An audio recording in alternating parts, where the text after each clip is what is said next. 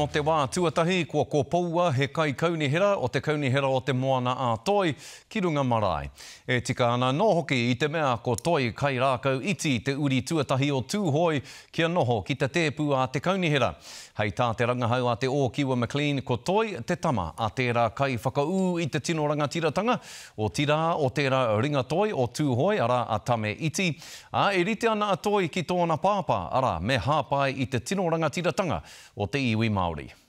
E whakawahi ana i te kaunihera hou o Toi Moana. Toi iti. Me te hawhai wāhi atu ana he uri no Tūhoi mo te wā tuatahi. In a Tūhoi having mātātua waka at the table and being able to bring our perspectives to the table, he mahi tērā, he mahi nui. I a kina Toi kai rākau iti e tōna whānau kia tono tūranga ki te kaunihera ārohe o Toi Moana.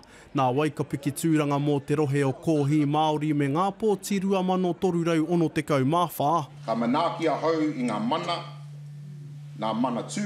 Ko te whakakaha kei te hononga o te tangata ki te taiao me te kaitiakitanga wai, te aronga matua. Our relationship with water, with the wai, te mana o te wai, te mauri o te wai.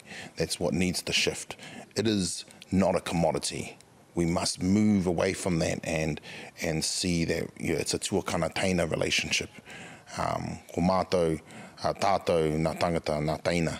And if we see it as a resource, as a commodity, then we risk losing it for future generations. Ino hia e tīpene mā tēnei tūru o kohi mo ngā tau te kaumārima kua pahure.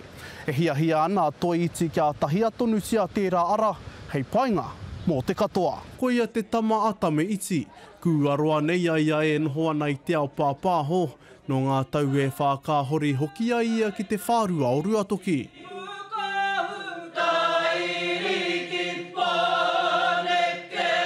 Tuia ki tēnā e a ki ana kai kaunihera iti kia kaha ngai Māori ki te tono tūranga, kiro kaunihera. We are 28% of the population, and I think we're like 5% of representation at local government level. And that is where a lot of decisions are made.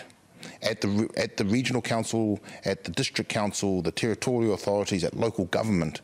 So I want to see more candidates standing, more quality candidates standing, and our people getting behind them so that we're engaged and active in our communities and in our future. Ka mutu ko te whakarenarena i te hononga o te Māori ki te Pākehā tērā ka aroa nuitia i ngā tau e toru ki tua.